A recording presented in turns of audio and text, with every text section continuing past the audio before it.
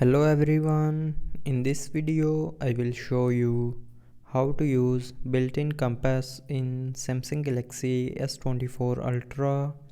So before starting the video, don't forget to subscribe the channel and also press the bell icon. So first of all, open settings. Now in settings, scroll down and click on display. Now here in display, scroll down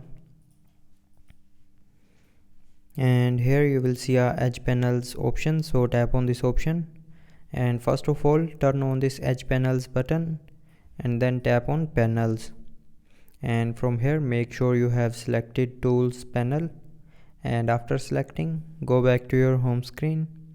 And now to use the built-in compass, just simply open the edge panel and then swipe left or right to open the tools panel, and it will open the compass by default. So now you can rotate your mobile to use the compass.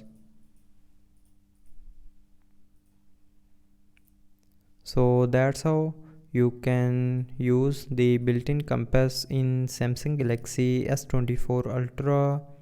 So I hope you liked the video. Thanks for watching.